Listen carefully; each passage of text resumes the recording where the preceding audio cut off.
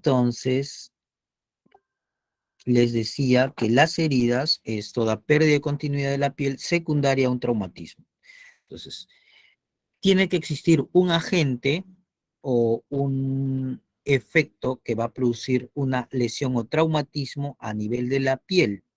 Esta va a perder su continuidad y por ende se va a producir una ruptura del mecanismo de protección que tenemos como órgano a la piel y estas lesiones, como heridas, pueden además producir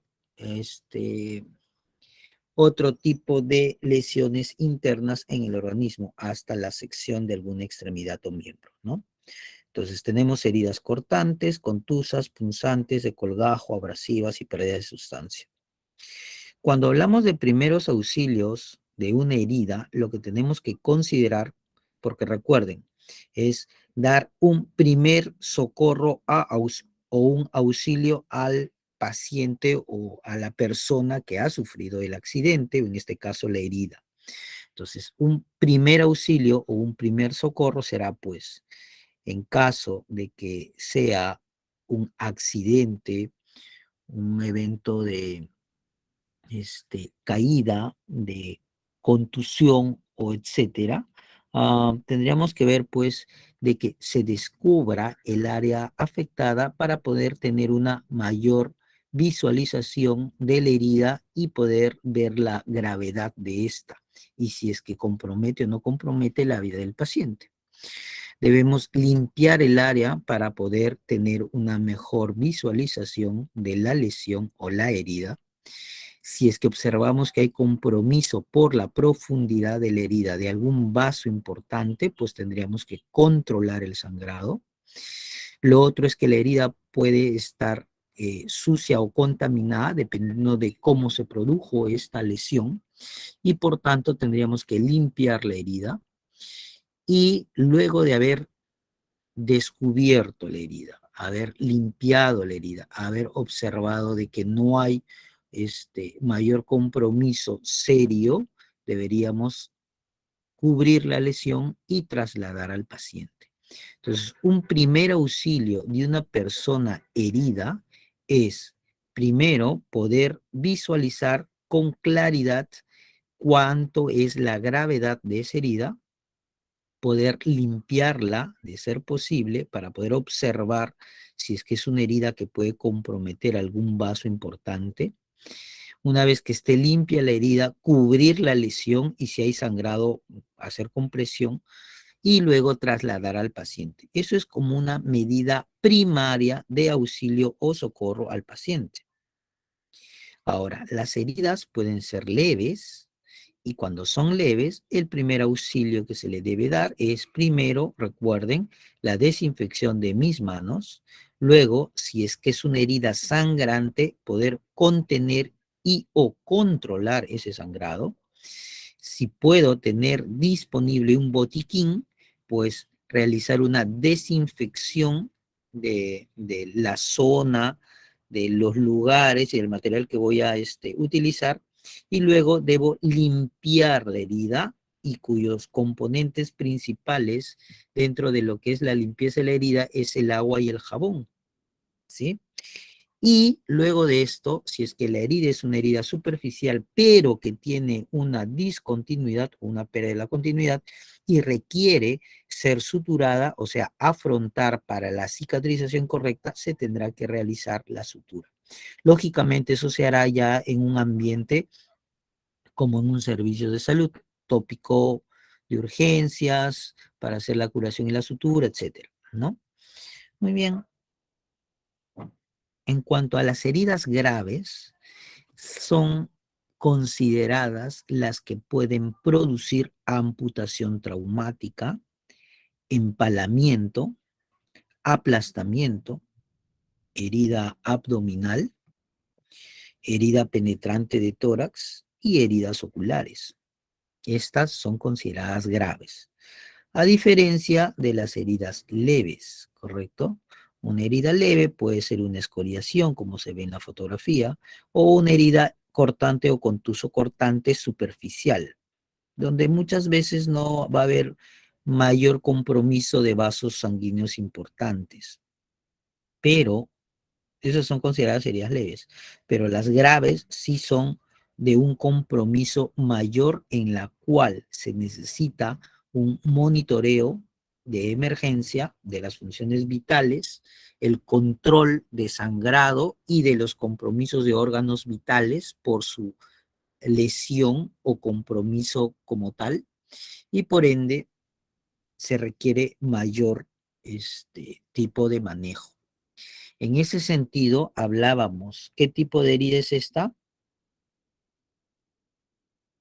chicos? Amputación. Así es, herida por amputación, ¿no? Una herida por amputación es una herida grave, seria o especial. ¿Por qué? Porque recuerden que dependiendo de la extremidad, no solamente puede haber una hemorragia, sino también puede haber una infección de la zona de la herida grave, y dependiendo también del tipo de extremidad, puede ser una herida grave limitante. De los 5 dedos de la mano, ¿cuál es el dedo más importante, chicos? El El pulgar. dedo gordo. Pulgar. El dedo gordo, Pulgar. ok, el dedo pulgar, ¿no? El dedo pulgar, muy bien, chicos. ¿Por qué motivo? Porque se opone a los dedos y permite sostener los objetos. Correcto, porque al ser el dedo opositor a los otros 4, nos permite el mecanismo de pinza o de agarre, correcto. Yo puedo hacer pinza si me falta el segundo, el tercero o el cuarto dedo. Si me falta el cuarto, haré pinza entre el pulgar, que es el primer dedo, con el tercero, con el segundo, ¿correcto? Pero si me falta el pulgar, yo no puedo hacer oposición con los otros dedos, por eso es importante. Y según refiere la historia de la medicina, pues es la diferencia que hizo también con los entre las personas, el hombre y los monos, ¿no? Pues bien, la segunda herida, ¿qué tipo de herida es? Empalamiento. Así es una herida por empalamiento, ¿no? ¿A quién le denominaban el empalador? Era un señor feudal llamado Vlad Tepes, ¿no? ¿Vieron la película de Drácula? En la película de Drácula, parte de la historia indica que había un señor feudal llamado Vlad Tepes, conocido como Drácula, o Drácula, que en un periodo lo que hacía era empalar a sus enemigos en los combates. Empalarlos era que los, esto, los incrustaba en sus lanzas largas y los dejaba colgados para que puedan ver sus enemigos, entrasen en terror y pues permitiesen fácilmente la invasión a otros territorios, ¿no? Empalamiento quiere decir pues que se incrusta un objeto sobre cualquier parte del organismo, generalmente abdomen o tórax, ¿correcto? Bien, esta herida de acá, ¿qué tipo de herida será? Esta inferior, donde está la flecha. Abdominal. Traumatismo abdominal o herida por traumatismo abdominal, ¿no? Esta es una herida por amputación traumática, herida por empalamiento. Esta es una herida por trauma abdominal. Esta también puede ser considerada por trauma torácico, empalamiento. Esta es por, ¿qué cosa es esto? Esto es un Colgajo. Herida ocular. colgajo, correcto, ¿no? Y que se presentó un desgarro del párpado inferior. Bueno, esto es demasiado evidente, ¿no? ¿Qué tipo de herida sería esta? Aplastamiento. Aplastamiento. Aplastamiento. Así es. Ahora, Las lesiones por aplastamiento o también pueden ser a nivel de tórax o de abdomen si es que va conduciendo o manejando la persona, ¿no? Y estas dos de acá, ¿qué tipo de heridas serán? Punzante. No. ¿Qué es lo que está produciéndose? Es la introducción de un objeto punzante Empalamiento. así es, empalamiento. Muy bien, son heridas graves. Y como ustedes ven, estas heridas son denominadas graves. Bueno, esta no tanto, pero esta sí. Justamente por el hecho de que compromete órganos vitales. Pulmones, puede haber sido lesionado el corazón, en aplastamiento también, aunque no justamente en este tipo de lesión, y abdomen también. Por ejemplo, acá hay una herida traumática de abdomen con salida de contenido abdominal. Entonces, ¿qué debemos hacer? ¿No? Entonces, cada uno de los protocolos o manejos va a tener que ver dependiendo del tipo de herida que sea. Si es una herida leve, tendré un manejo o un enfoque de manejo protocolizado o no como parte del primer auxilio que voy a dar al paciente, ¿correcto? Y si es una herida grave, también hay algunas pautas de manejo dentro del socorro o el primer auxilio que voy a dar al paciente. Porque recuerden, una cosa es que yo les voy a dar un primer auxilio fuera del hospital y otra cosa es mi manejo como médico dentro del hospital, cuando el paciente me lo traen o llega a mi unidad de trauma shock o de emergencia. Bien, entonces cuando se trata de una herida grave, como hemos visto en las fotos, lo primero que tengo que hacer es, ¿qué cosa? Valorar el estado general del paciente. ¿Por qué motivo? Porque hay una lesión grave en el paciente. Una lesión grave va a ser de que mis funciones vitales estén alteradas. Y si mis funciones vitales están alteradas, quiere decir que se está afectando un órgano vital y de no intervenir de manera inmediata, como un cuadro de emergencia, probablemente mi paciente muera. En ese sentido, yo debo enfocar todas mis energías y conocimientos para poder manejar y estabilizar a mi paciente con esa herida grave, sea por amputación, empalamiento, aplastamiento, etcétera. ¿Ya? Entonces, debo valorar el estado general del paciente, debo controlar las funciones vitales de mi paciente y, de ser posible, dependiendo del tipo de herida que tenga, debo cubrir esa herida, si es posible, con algún tipo de prenda o apósito estéril o al menos limpio, y hacer el traslado del paciente a una unidad, cuando la herida es grave, ojo, a una unidad especializada para el tratamiento respectivo. Ojo, no debo extraer ningún cuerpo extraño que esté clavado. Lo que tengo que hacer es fijarlos o inmovilizarlos en el mismo lugar donde está la herida. Por ejemplo, la foto que se encuentra acá. Es una foto de un paciente con la incrustación o parte de un cuchillo o de una hoja que es clavada en el rostro. Entonces, parte del primer auxilio que yo debo realizar en el paciente cuando se encuentra en la calle o en algún otro lado fuera del hospital o de un instituto o institución de salud es que yo no debo retirar el objeto.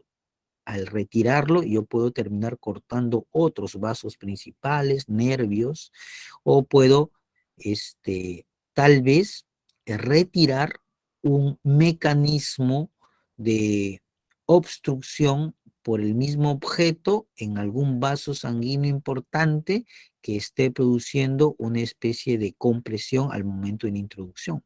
Y cuando lo retiro, puedo dejar que salga eh, el objeto o cuerpo extraño, lesionando más o sacándole la parte del efecto mecánico compresivo que puede estar haciendo sobre algún orificio, órgano, etcétera, importante y producirle una hemorragia y fallece en ese momento. Entonces, hay maneras de poder actuar, ¿no? Que habíamos dicho que era, primero, valorar el estado general y controlar las funciones vitales. Entonces, si yo tengo un paciente con una herida por amputación, yo tengo que valorar cómo se encuentra el paciente, si solamente ha sido la amputación de un dedo, o fue la amputación de una mano, o fue de un miembro superior o de un miembro inferior. Dependiendo de esto, yo tengo que ver qué cosa voy a valorar, si hay algún compromiso de algún vaso importante, si hay lesión por hemorragia, si es que hay sangrado profuso o no. Por ejemplo, ¿qué deberíamos hacer en una lesión por amputación de este tipo? Lo que tendría que hacer es, en primer lugar, vendar esta lesión para evitar, primero, observo al paciente, que esté al menos consciente, evaluar si tuvo o no tuvo algún tipo de hemorragia por este tipo de lesión. Lo otro es vendar o envolver este muñón que quedó y ya hicimos la práctica, ¿cierto? El vendaje en muñón, en este caso sería envolver con gasa de manera compresiva para evitar el sangrado, porque recuerden, por anatomía vamos a tener una rama arterial y venosa que va por la parte lateral del dedo y la otra por el otro lado y se unen en la punta e irrigan de esta manera toda la extremidad del dedo, de la falange, tanto proximal, media y distal. Bien, ahora, por ese motivo mismo es que todo el paquete vasculonervioso, vena, arteria vena, arteria y nervio pasan, está mi cursor, pasan por la parte lateral, ¿no? Por anatomía, eso lo sabemos. Y se une o se anastomosa en la parte distal del dedo.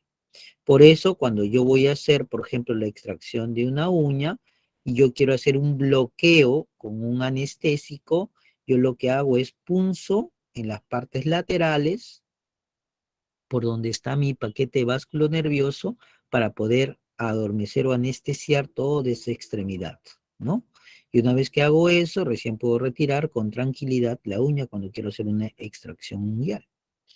Bien, entonces en ese sentido, yo lo que tendría que hacer primero es evaluar cómo está el paciente, si está consciente, está muy adolorido, si ha perdido mucha sangre y luego de eso tendría que envolver y hacer compresión en esta extremidad para poder transportarlo y llevarlo a un hospital donde pueda ser evaluado por el cirujano de mano traumatólogo, ¿no?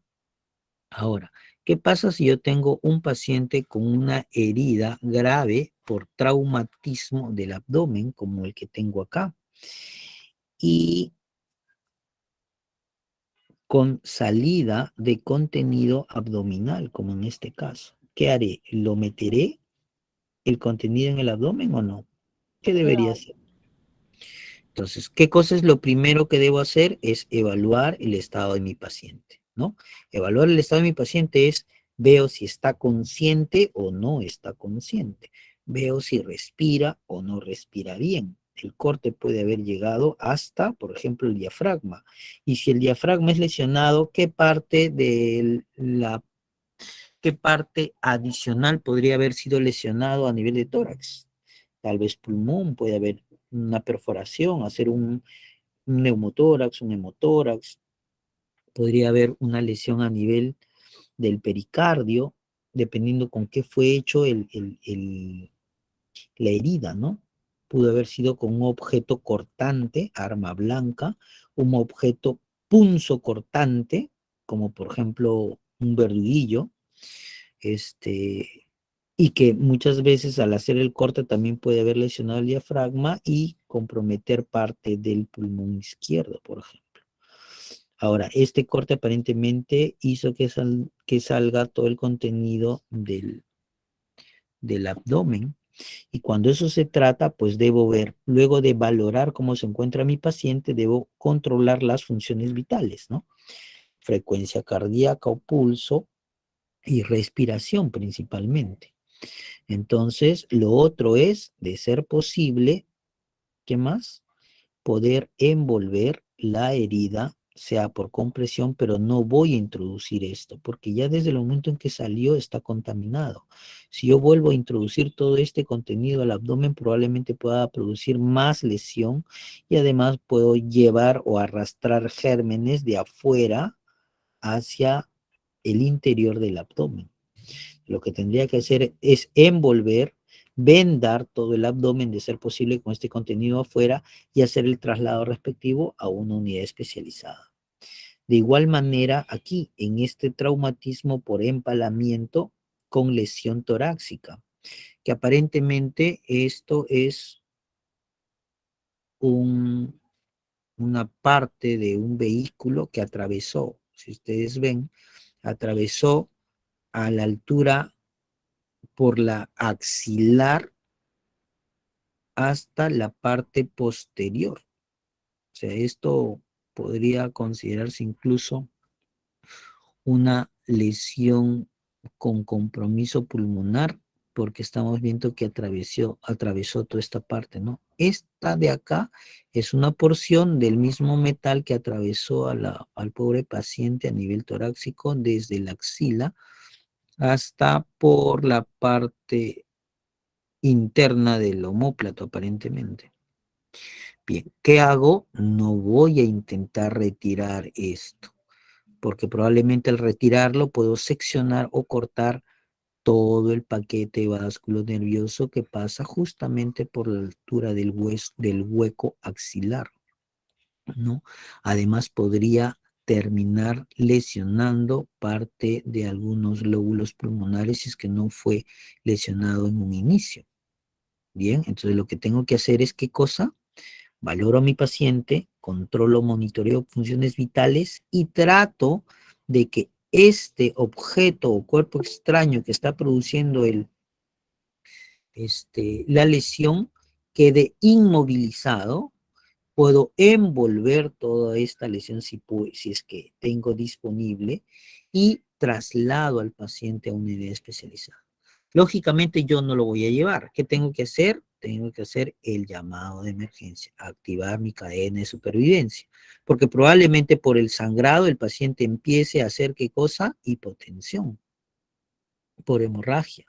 Puede hacer un hemoneumotórax y va a empezar a tener problemas de la respiración y la ventilación. Mis funciones vitales me van a decir cómo se va descompensando minuto a minuto.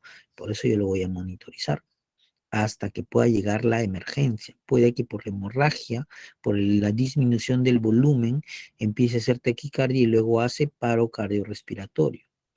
Y en ese sentido tengo que valorar si es que puedo o no puedo hacer, por ejemplo, el RCP, ¿no?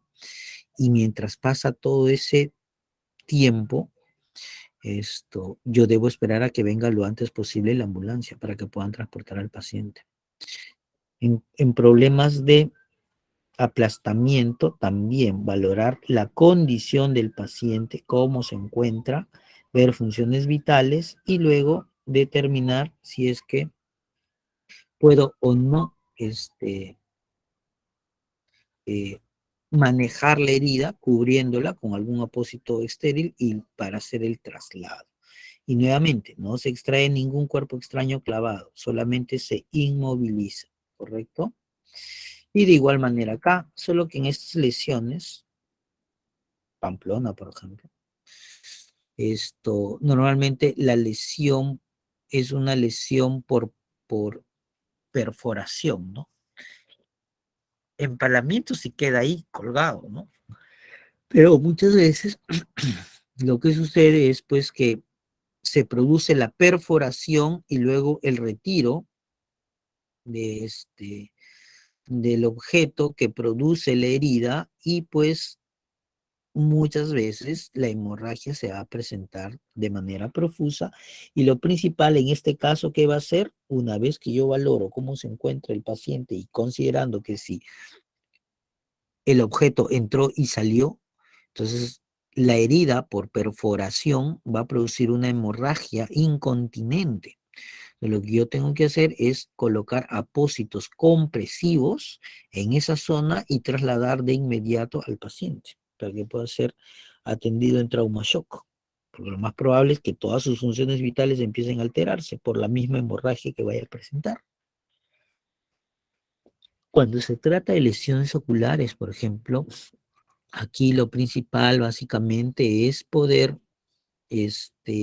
calmar el sangrado que se pueda suscitar por la lesión observada, al menos en esta foto, y colocar de igual manera apósitos en la zona ocular para que pueda, con cierta forma de presión, sin hacer mucha incidencia sobre el globo ocular, tratar de detener la hemorragia o sangrado que pudiera presentar, ¿no? Pues bien, cuando hablamos de dos zonas importantes que albergan órganos vitales, uno es el tórax y la herida a nivel de tórax puede ser abierta. Si es cerrada, lógicamente yo no voy a saber si es que hay una lesión.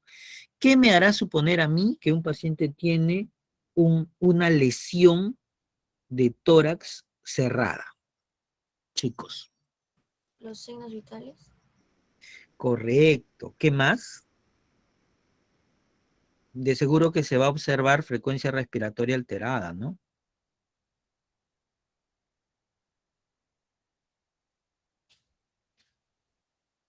Sí, doctor, también puede existir un moretón si fuera por golpe. Bajaría la presión en caso de hemorragia interna. Correcto, excelente, chicos. No saben cómo me hacen sentir contento. Ok, claro. Y lo otro es que ustedes, aun cuando haya una lesión cerrada, pueden observar una malformación o alteración anatómica sobre la parrilla costal, ¿no? Correcto. Entonces,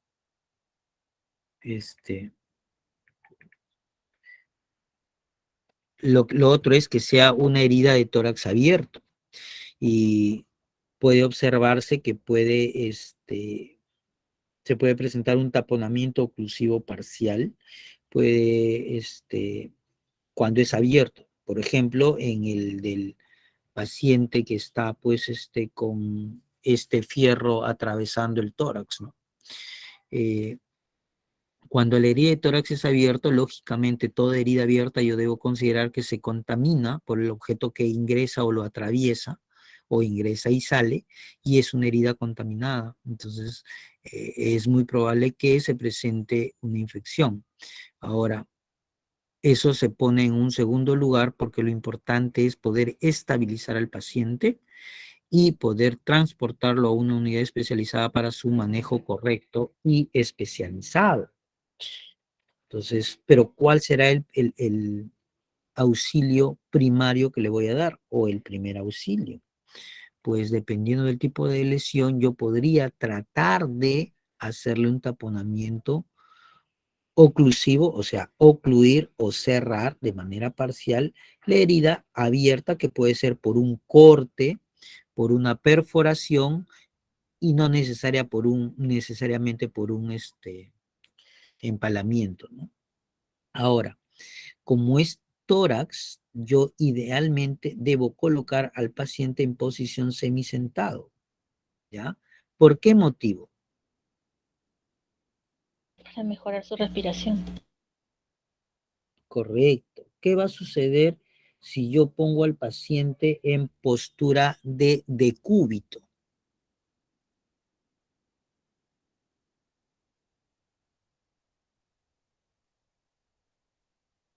¿Dorsal o supina? Cualquiera. ¿Qué va a suceder? Por un mecanismo físico, probablemente se incremente el sangrado que va a ir dirigido hacia el tórax. ¿Por qué? Porque va a estar todo al mismo nivel. Correcto. Si está en posición de semisentado, el tórax estará por un nivel superior al resto de los vasos sanguíneos que se encuentran a nivel de los órganos internos del abdomen y los vasos sanguíneos que corren a través de los miembros inferiores. Entonces, al estar en una posición superior o arriba, pues el retorno será menor en volumen y en tiempo y presión que si yo lo tuviera al paciente en una posición de decúbito, sea dorsal o supina. ¿Se entiende? Lo otro es llamar a la emergencia. Ustedes ya saben, 106, 116 o 105, ¿verdad? El monitoreo de funciones vitales, eso es primordial para poder informar cuando llegue la ayuda cómo se encontraba y cómo se lo están llevando en ese momento, al momento de ser trasladado. Y lo otro es recordar, herida de tórax abierto también, no extraer el objeto que está alojado, porque puede producir mayor daño, ¿sí?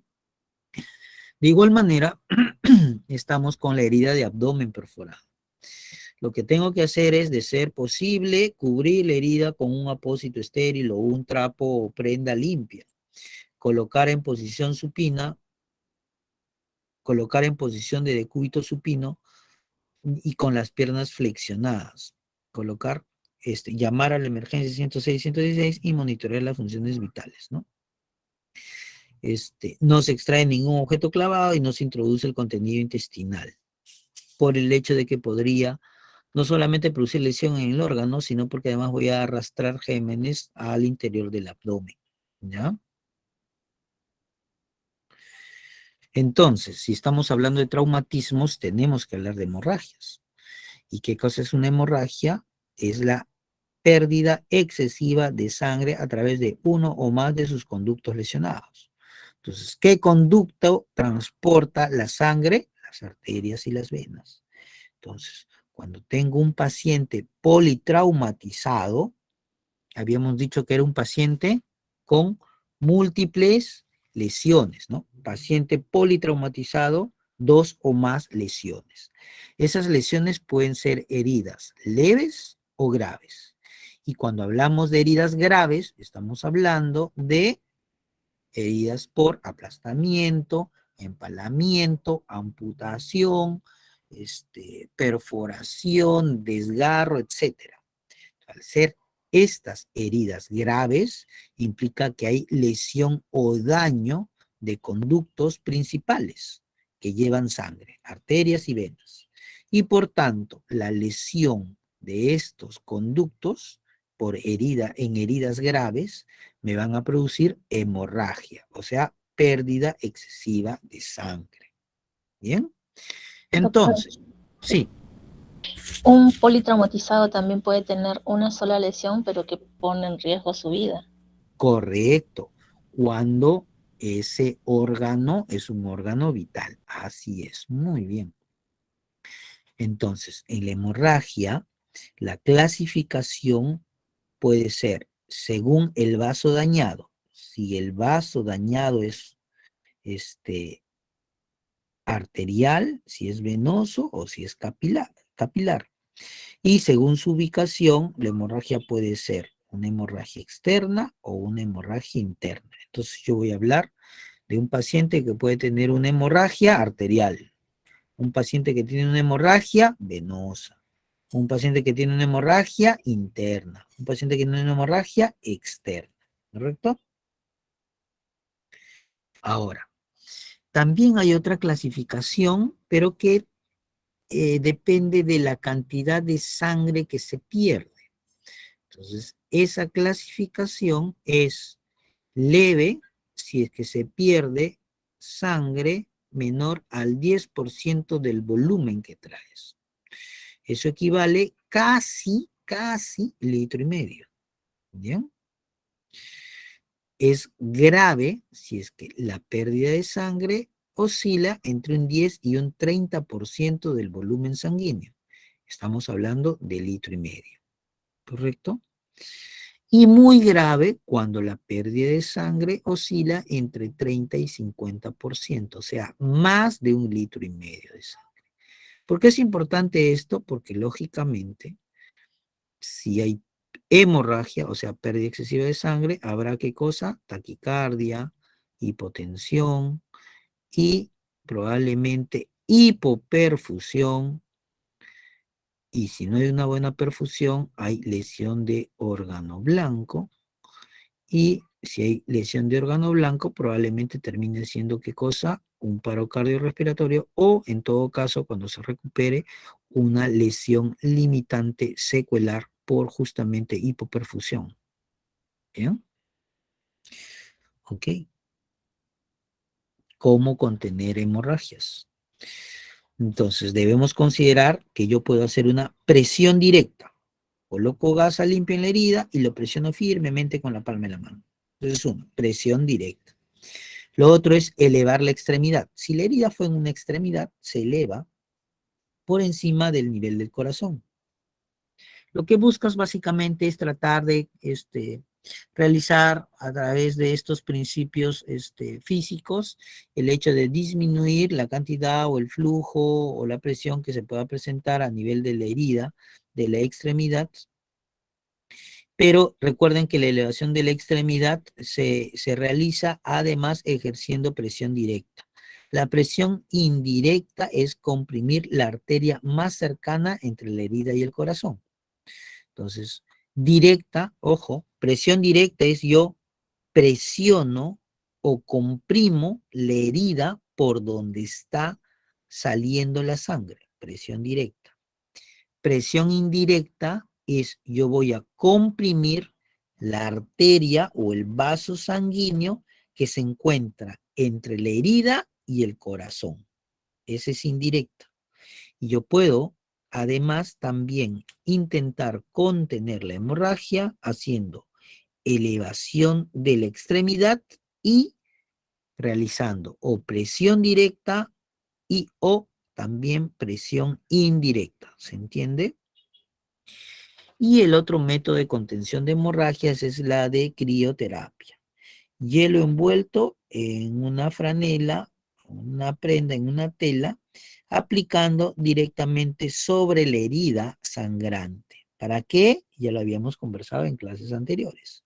Para lograr vasoconstricción y de esta manera disminuir el sangrado por el frío. ¿Ya?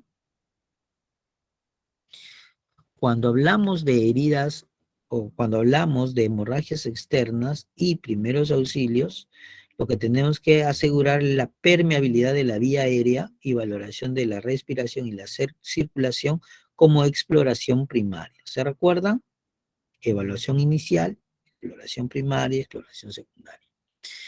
Ayudar a recostar a la víctima en prevención de lipotimia. ¿Qué sucede? Que muchas veces el sangrado profuso o una hemorragia puede condicionar la disminución del volumen sanguíneo y por ende puede presentar el paciente o la víctima una lesión o que diga una sensación de desmayo o pérdida de conciencia, ¿ya? Y puede caerse o desmayarse. Por ese motivo es que se le coloca a la víctima o se le ayuda a recostarse, ¿ya?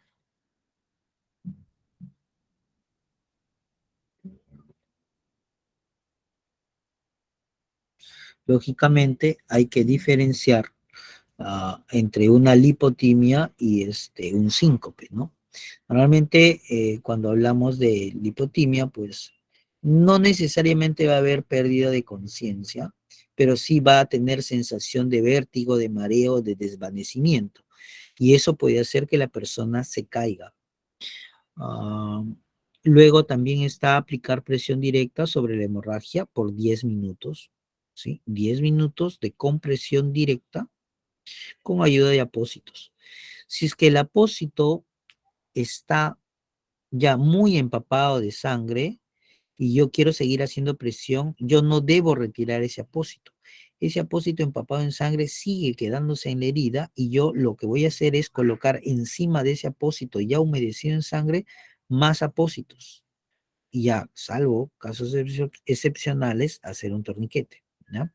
Ahora, lógicamente yo voy a hacer compresión constante en una hemorragia, siempre y cuando yo no sospeche que esa hemorragia con herida, o sea, o herida sangrante, pues no sea producto de una fractura abierta, por ejemplo, ¿no? Y lo otro es, pues, en caso de que no cese la hemorragia, aplicar presión en los puntos de compresión arterial, o sea, hacer una compresión indirecta, ¿correcto? Cuando hablamos de hemorragias internas, puede ser una hemorragia interna no exteriorizada, o sea, que no sale. Sangra y se queda dentro, no sale al exterior. Entonces, el problema con una hemorragia interna no exteriorizada es que es una hemorragia grave y requiere traslado urgente, como dice la diapositiva. ¿Por qué motivo? Por ejemplo, si la hemorragia interna no se exterioriza y es a nivel intracraneal, o sea, una hemorragia intracraneal, ¿qué va a suceder? Va a haber sangrado dentro del cráneo, se va a incrementar la presión y va a lesionar el cerebro y la médula y termina enclavándose. Entonces, ¿qué debemos hacer? Tumbar al paciente con las piernas semidobladas, vigilar el pulso y la conciencia, tranquilizar al paciente, no darle de beber ni de comer. Si vomita, se coloca en posición lateral de seguridad, que ustedes ya lo conocen, y derivarlo de manera inmediata a una institución de salud con trauma shock o emergencia. Cuando se trata de una hemorragia interna exteriorizada, quiere decir que hay una lesión interna que sangra y sangra por alguna herida o algún orificio. Generalmente hablamos por orificios naturales. Entonces, también requiere evacuación urgente.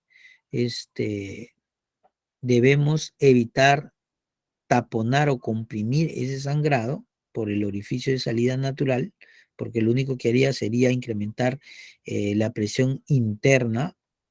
Y lo otro es evitar estar movilizando al paciente en su zona hasta que venga la ayuda y pueda ser trasladado a un hospital.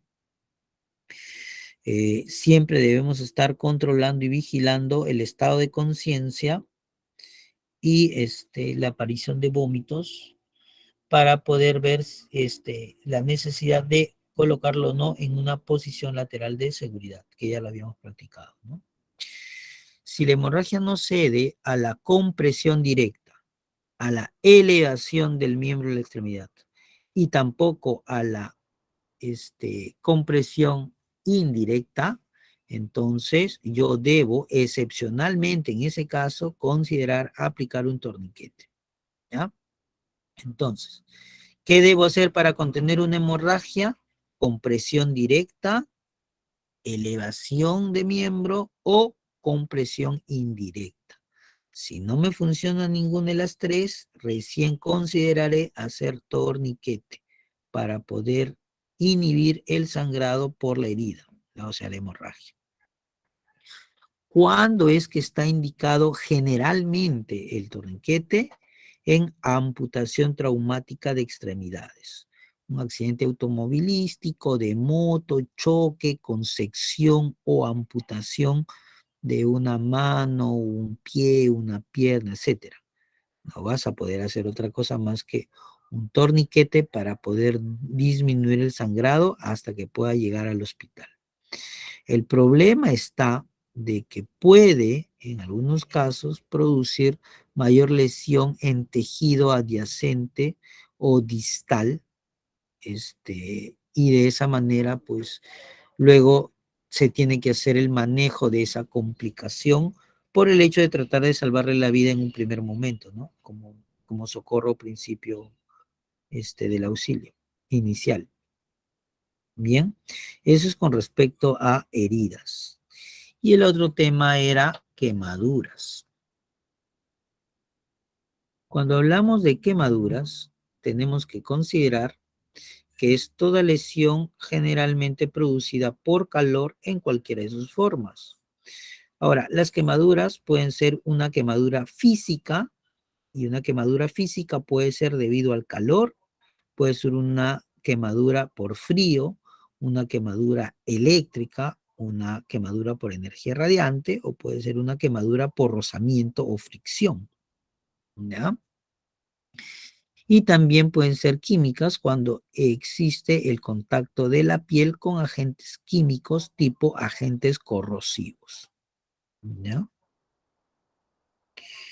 Bien, entonces Según la profundidad, la quemadura puede ser clasificada en una quemadura de primer grado, de segundo grado o de tercer grado. Bien. Hablamos de primer grado cuando se compromete solamente la parte más externa o superficial de la piel, es decir, la epidermis. La epidermis, ¿sí? Bien, ¿qué cosa se va a presentar? Se va a presentar dolor, una ligera inflamación y un enrojecimiento de la zona.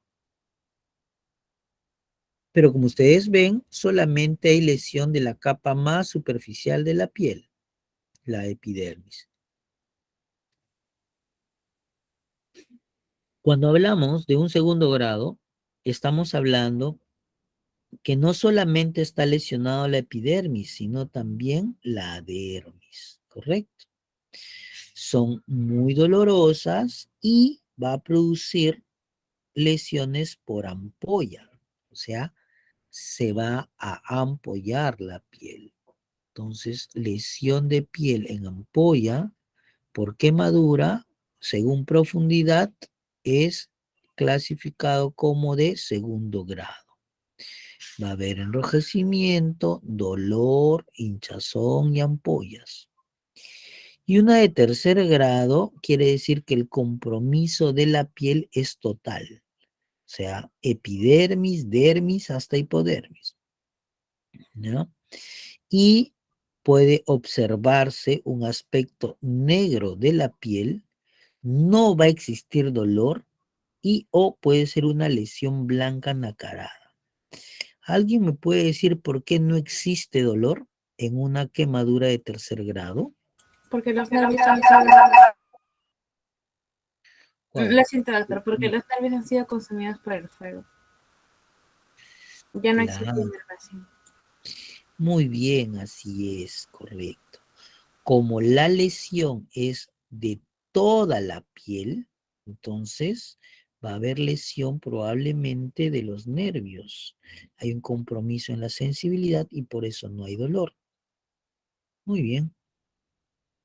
Entonces, muchos de ustedes cuando han ido a la playa habrán tenido pues este eritema que cuando les toca duele y arde y no quieren que nada les roce y prefieren estar poniéndose compresas de agua fría o hielo envuelto en algún tipo de tela para que calme el dolor, ¿no? Entonces, primer grado, que habíamos dicho, es la capa superficial de la piel, o sea, la epidermis. Esto es una quemadura de primer grado. Generalmente, cuando uno se va a la playa y regresa todo camaroncito, es una quemadura de primer grado, ¿sí? Generalmente vamos a estar bien coloraditos como cangrejos y lógicamente es una lesión por quemadura de la piel. Y esa piel quemada se va a pelar y en 7 o 10 días se elimina y sale pues la piel normal, ¿no? El manejo principalmente por este tipo de quemaduras es compresas frías o algún tipo de lociones humectantes y refrescantes. Quemadura de segundo grado. Aquí decíamos que era superficial, epidermis. Segundo grado dijimos que había lesión de epidermis y dermis y por ese motivo es que también se observaba y se presentaba, ¿qué cosa? Ampollas. Ampolla. Así es, ampollas. Y las ampollas, de preferencia, no se deben reventar. Es normal que puedan reventarse por un roce o por aplastamiento de la ampolla, por algún accidente o porque lo pusiste tu mano, el dedito, el brazo, pues en alguna zona donde por presión se puede reventar, no hay ningún problema con eso, pero lo que no debemos hacer es nosotros reventar las lictenas o las ampollas. ¿Por qué motivo? Porque das lugar a qué? A romper esa barrera de protección que tenemos en la piel y por ende estamos dejando más expuesto al ingreso de microorganismos o gérmenes que nos pueden producir infecciones de piel, celulitis y en los casos más graves hasta osteomielitis, ¿no? Entonces las ampollas no se revientan. ¿Qué se tiene que hacer? Si se reventaron, no hay problema, lo dejan ahí, pero hay que humedecer con agua por lo menos 30 minutos. Es decir, si te quemaste, sea por algún agua hirviendo o cualquier otra sustancia caliente, se te va y te produjo una quemadura profunda de segundo grado, o sea, compromiso de epidermis y dermis, lo que tienes que hacer es disminuir el calor que se ha localizado en esa zona y que te ha producido la quemadura de la piel. Una manera de disminuir ese calor es pues humedeciendo y dejando circular el agua para que arrastre el calor, ¿no? Y de esa manera disminuir y aliviar la lesión por quemadura en esa zona. Luego ya se tendrá que colocar una crema antibiótica en las zonas donde haya pues ruptura de la ampolla y hacer vendaje con apósito. Y de esa manera vendarlo de ser posible y hacer la referencia para que pueda ser atendido también por emergencia, ¿ya? Y cuando hablamos de quemadura del tercer grado, quiere decir que no solamente hay compromiso de la epidermis y de la dermis, sino también de otros tejidos adyacentes a la piel o internos o por debajo de la piel, ¿no? Las lesiones de tercer grado, habíamos dicho que al ser compromiso de toda la piel, pues probablemente haya lesiones también de vasos y nervios. No va a haber capacidad de regeneración y por tanto lo que se tiene que hacer son curas quirúrgicas. Eso ya es tratamiento de cirugía plástica, ¿no? La debridación, el injerto de piel, etc. Entonces, además de que el manejo tiene que ver con lo que es administración de líquidos y electrolitos, porque recuerden que una quemadura lo que va a producir es pérdida de líquidos también y electrolitos, y por ende tienes que tú volver a introducir o ingresar líquidos para su recuperación. Los antibióticos y analgésicos en pacientes de tercer grado de todas maneras van, ¿ya? Ahora, otra forma de clasificar las quemaduras son también de acuerdo a la extensión o área corporal. Entonces, si ustedes ven acá en los dibujitos, se puede expresar por porcentajes. Y una regla práctica para recordar, ¿sí? Es la regla de los 9. ¿Bien? Quiere decir que toda la cabeza es 9% de extensión corporal de quemadura porcentual, ¿correcto?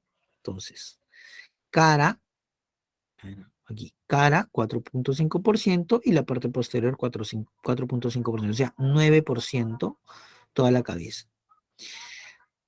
Todo lo que es pecho y abdomen hace el 18%. ¿Por qué? Porque pecho es 9 y abdomen es 9.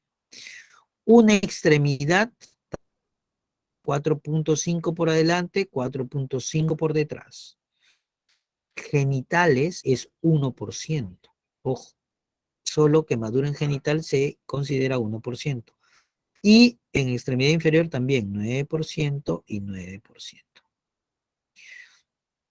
En los niños es similar, pero debido al tamaño de la cabeza, en proporción con el cuerpo, es que cuando son lactantitos, la cara es 9 y la parte posterior 9. Entonces, toda la cabeza es 18.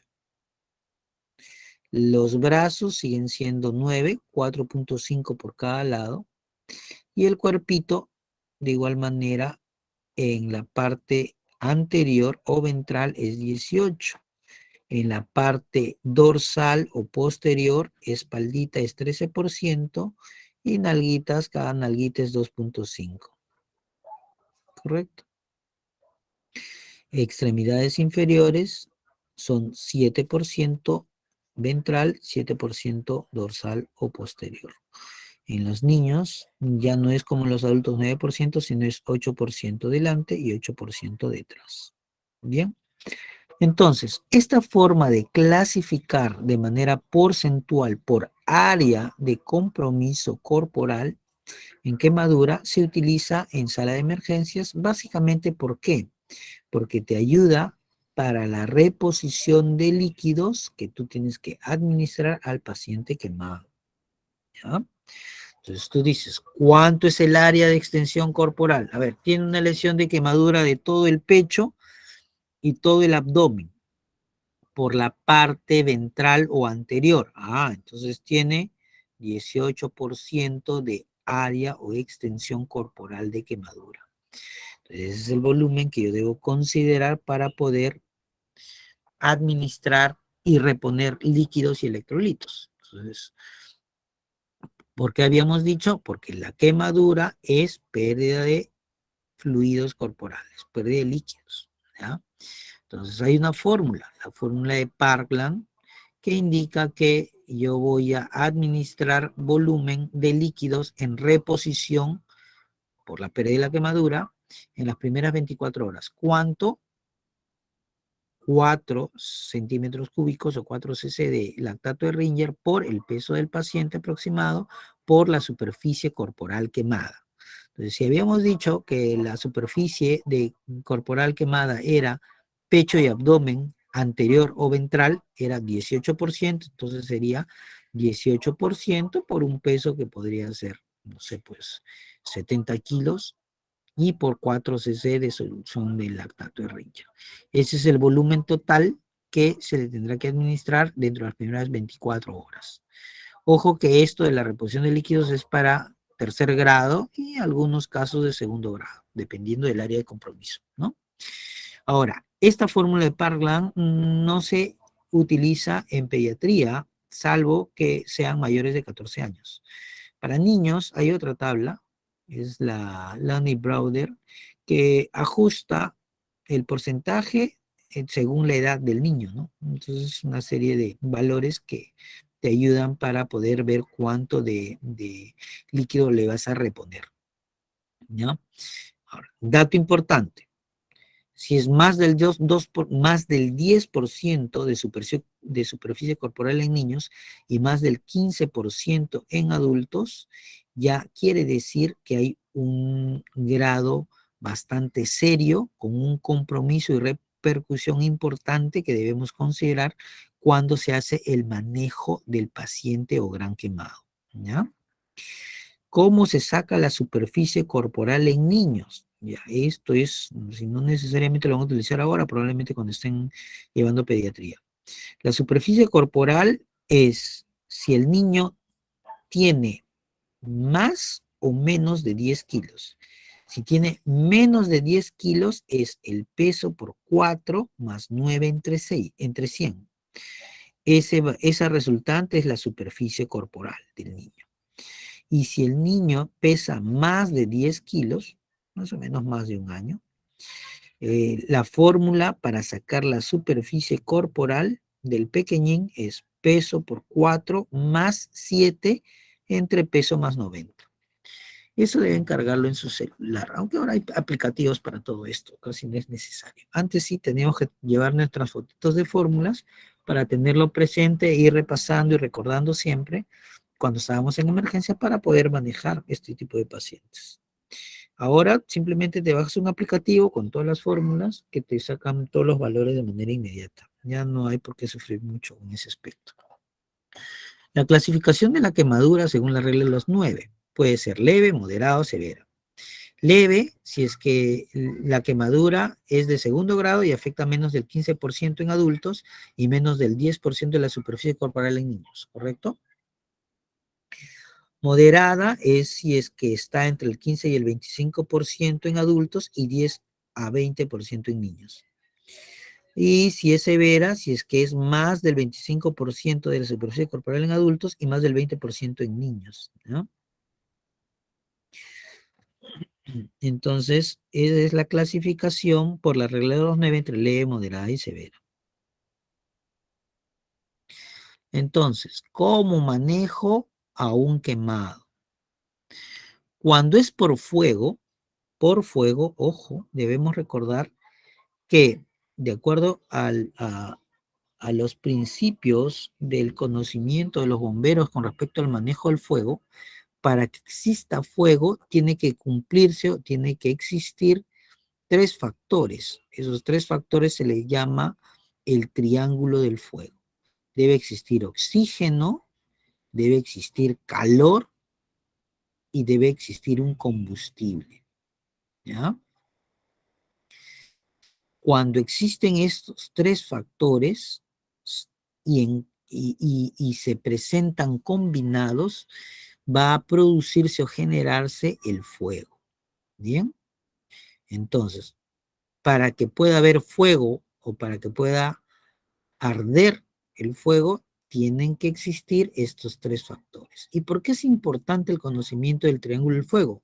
Porque si yo quiero eliminar o apagar el fuego, yo tengo que bloquear o eliminar de esta triada a uno de los tres. Si yo tengo fuego, va a existir oxígeno, calor y combustible. Entonces, ¿qué debo hacer yo para eliminar el fuego? Cortar el oxígeno, cortar el calor o cortar el combustible. Bien.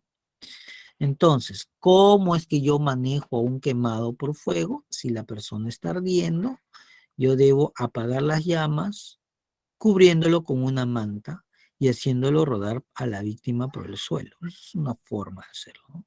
¿Por qué cubro con la manta? Porque de esa manera disminuyo el oxígeno. ¿Se entiende?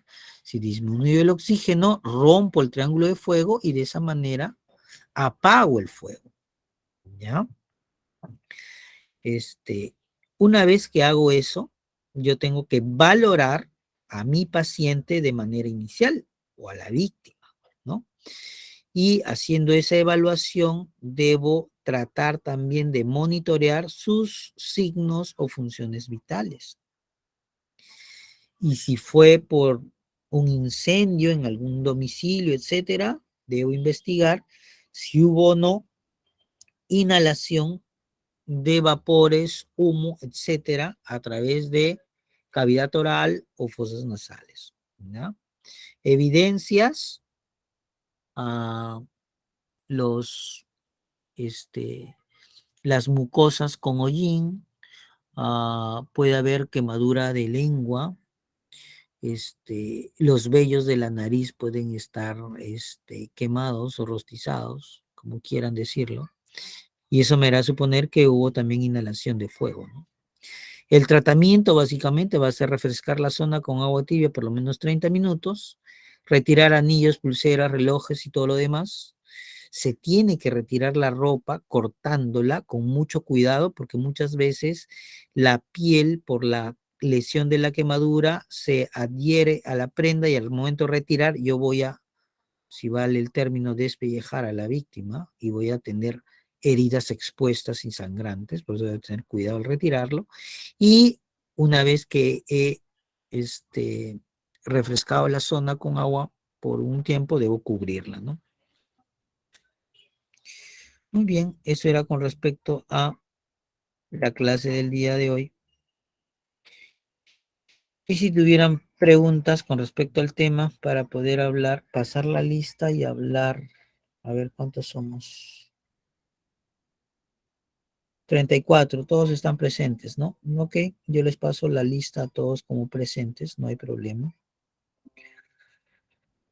Y para comunicarles que consolidado 2 no va a haber, porque recuerden que la evaluación es práctica y grupal, de modo que la evaluación va a ser de acuerdo a las prácticas que se han realizado, las evaluaciones en el momento de práctica que se hicieron y las exposiciones que han tenido.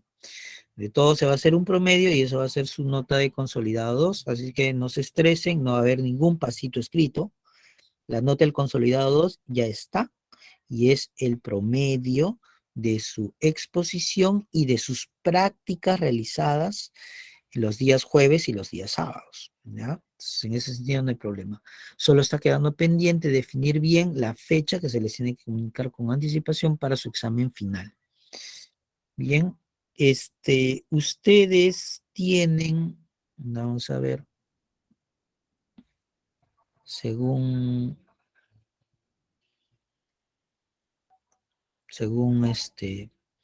su cronograma, tenemos una clase más, ¿no? Una semana más, ¿cierto? ¿O son 2 semanas más? Una semana más, doctor. Correcto. Una más. Entonces, la otra semana deberíamos ver emergencias y desastres, manejo, y ahí estaría terminando la clase. Bien. Y vamos a ver en esa semana que viene la posibilidad del examen que tendría que ser en el horario de ustedes. El examen va a constar de 20 preguntas, 30 o 40 minutos, dependiendo de dónde lo realicemos. Y es solamente de las 2 últimas unidades, ¿no? Unidad 3 y unidad 4, ¿ya? ¿Preguntas o dudas? ¿Qué día Doctor, ¿será en sería? práctica? ¿Perdón? Doctor, ¿será en la hora de práctica? Estoy viendo, el problema es que si es hora de práctica, ah, son varios grupos, porque cada uno tiene, los días sábados, por ejemplo, hay 4 grupos. Es un poquito difícil estar tomando un examen final dividido en 4 turnos, ¿no? O 4 grupos. El día jueves son 2 grupos, pero el sábado es más. Es muy probable que sea, si es que es dividido, para no estar cogiendo otro horario en otra fecha y que se cruce con otro curso de ustedes, tendría que ser en el horario de teoría. El examen se está considerando que va a ser presencial, entonces tendría que ser en nuestro horario de teoría, ¿no? De 7:30 a 9, un examen el día con el grupo de los lunes y el otro con el grupo de los martes. Porque si fuera en horario de práctica, tendría que ser un examen en el primer grupo, porque en ese horario tienen su práctica, y el otro grupo está probablemente en otro curso en ese horario y por eso entra en el segundo turno.